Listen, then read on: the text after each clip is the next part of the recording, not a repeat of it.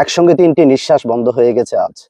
ঢাকা পল্লবীর পঞ্চম তলায় বের হয়ে আসে দুটি নির্দেহ আর একটি জীবনব্যাপী অনুশোচনা। মেয়ে ভালোবেসে একটা ছেলেকে বিয়ে করেছিল। বিয়ে করার পর খুব ভালোভাবে তাদের সংসার চলতেছে। ছেলে ওষুধ কোম্পানিতে চাকরি করে, সে সুবাদে বগুড়াতে থাকে, মাসে একবার আসে। আর সেই ফাঁকে মেয়ে ফেসবুকে পরকীয়া লিপ্ত হয়ে যায় বিদেশি এক ছেলের সাথে। ছেলেও মেয়েকে খুব মনে প্রাণে ভালোবেসে ফেলে এবং মেয়ে ওই ছেলের কাছে পরিচয় দেয় সে বিবাহিত না, অথচ মেয়েটা কিন্তু বিবাহিত ছিল। পরবর্তী সময়ে ছেলে দেশে আসে। আসার পর ওই মেয়েটার সাথে কয়েকবার দেখা করে এবং তাদের ফিজিক্যাল রিলেশনও হয়। একদিন ছেলে কল দিচ্ছে, সে ফোন ধরতেছে না। ফোন না ধরার ফলে সে আগের ঠিকানায় চলে আসে। আসার পরে বাসার নিচে দেখে মেয়েটি একটা ছেলের সাথে হোটেলে বসে সকালে নাস্তা করতেছে। পরবর্তী সময় সে রাগে ক্ষোভে অবস্থা খারাপ। আশেপাশে মানুষকে জিজ্ঞাসা করার পরে সে জানতে পারে মেয়েটি বিবাহিত আর এই ছেলেটা হলো তার স্বামী।